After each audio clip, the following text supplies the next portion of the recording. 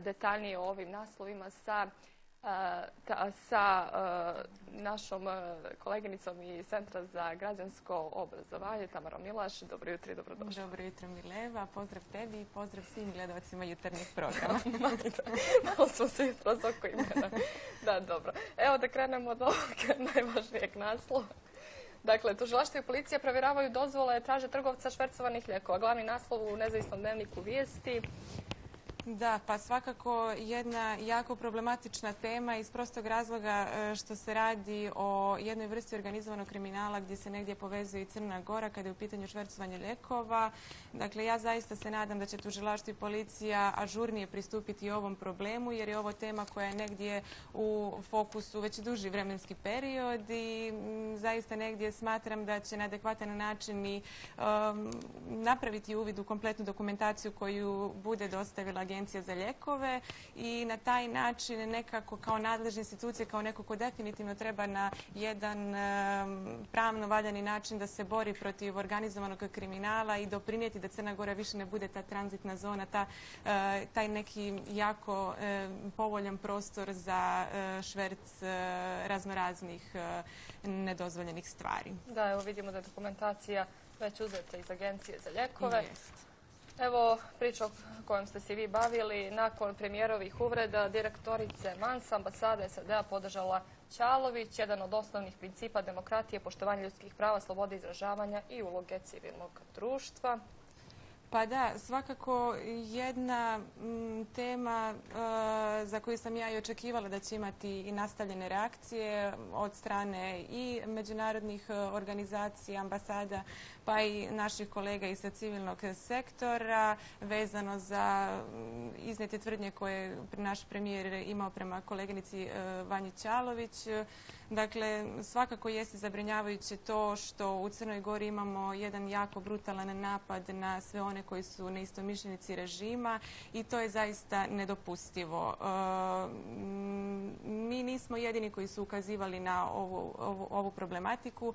Naime, mi smo imali u mnogobrojnim izvještajima međunarodnih zajednica, pa čak i u posljednjoj rezoluciji Europske komisije koju su sačinili europski parlamentarci gdje su oni jasno ocijenili da Crna Gora zaista mora negdje na određen način uskladiti taj zakonski okvir i praksu kojim će stvoriti jednu pozitivnu klimu za rad aktivista nevladinog sektora, kako oni ne bi svakodnevno bili izloženi napadima, kako od strane nekih zvaničnika iz vlasti, tako i od strane pojedinih medija i kako tokom svog rada ne bi bili ograničeni i ne bi doživjeli jednu vrstu odmazde.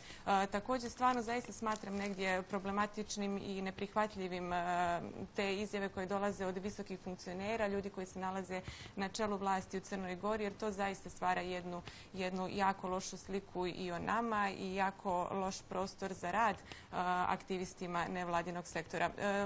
Što se tiče tih opomena koje su stigli iz međunarodne zajednice, također to je negdje bilo i potencirano i u deklaraciji POSPA, dakle Parlamentarnog odbora za stabilnost i pridruživanje i zaista smatram da i naše institucije moraju povesti računa o tom i procesuirati svakoga ko na određeni način ugrožava rad aktivista nevladinog sektora.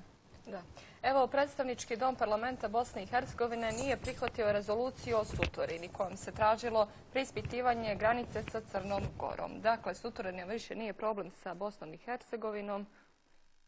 Da, pa eto vidjeli smo da juče u predstavničkom domu Parlamentarne skupštine Bosne i Hercegovine nije prihvaćen prijedlog rezolucije o Sutorini, što je negdje bio realan slijed događaja, s obzirom da imamo mnogobrojne odluke iz prošlosti od Banditerove komisije pa i mnogih drugih, gdje se jasno ukazuje na to da Sutorina zaista pripada Crnoj Gori, ali ono što zaista jeste obeshrabrujuće i što govori da govori to upravo što jedna zaista neodgovorna inicijativa koja se odnosi na Sutorinu upravo govori o tome da je zaista vrlo lako poljuljati te međudržavne odnose dvije države u regionu i da je upravo ova inicijativa možda i previše bila predmet razgovora u javnosti i opšte među tim vladinim tijelima u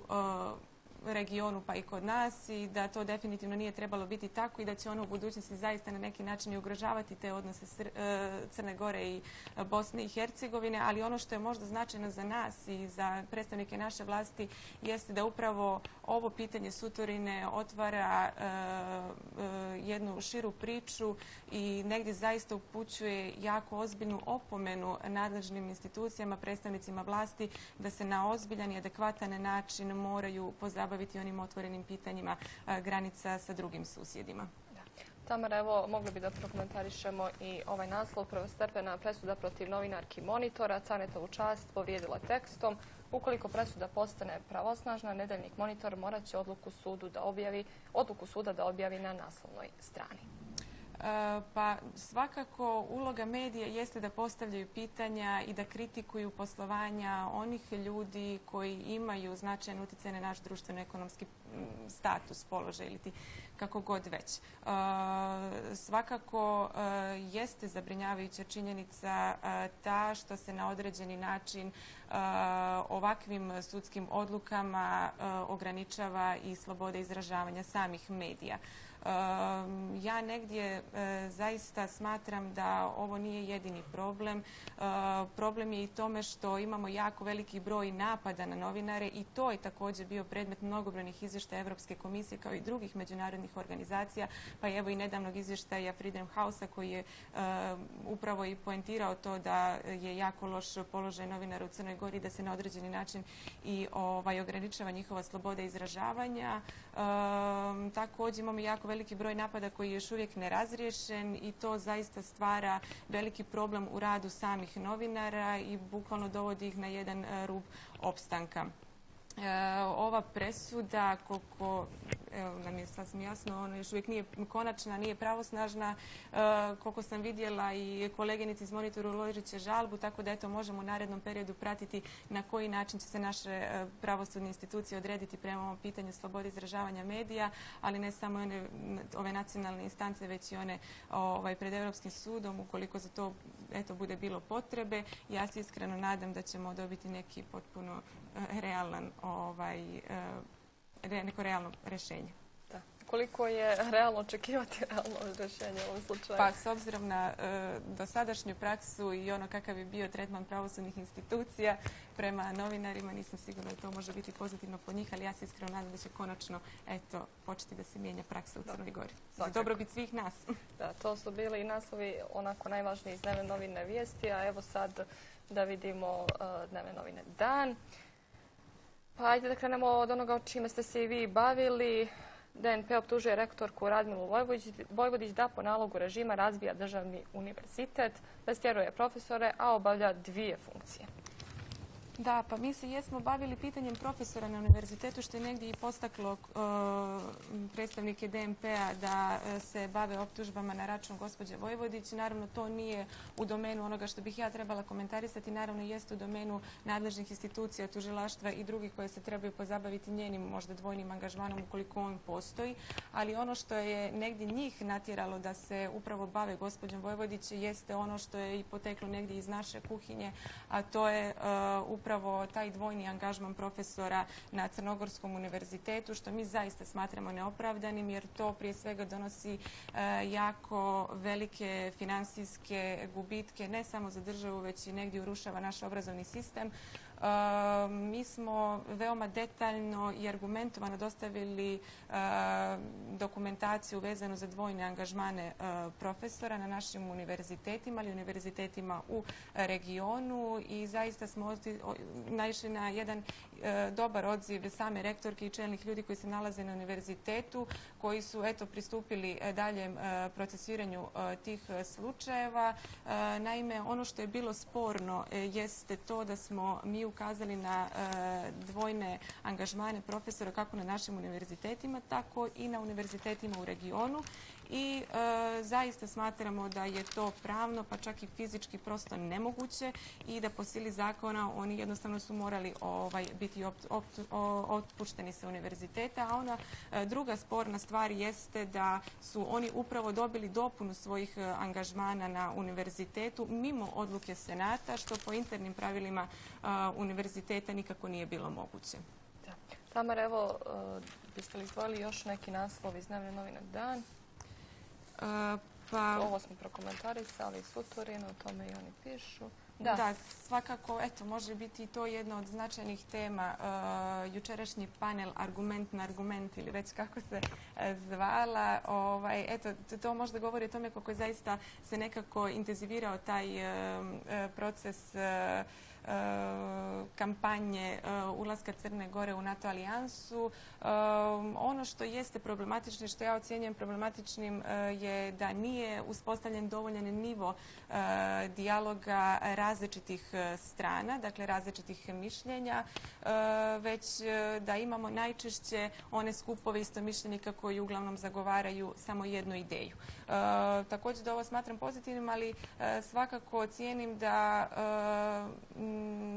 Crna Gora prije svega mora ispuniti one ključne uslove koji se odnose na nju, a to je zaista neophodno uspostaviti jednu vladavinu prava, zaista je neophodno pristupiti reformi bezbjednosnih službi i tražiti negdje, to jest postići negdje taj veći stepen podrške NATO alijansi, jer to su zaista uslovi koje Crna Gora treba da ispuni za pristup samom članstvu, ali i svakako uslovi koji na određeni način mogu biti za dobrobit cjelokupnog crnogorskog društva. Da, svakako.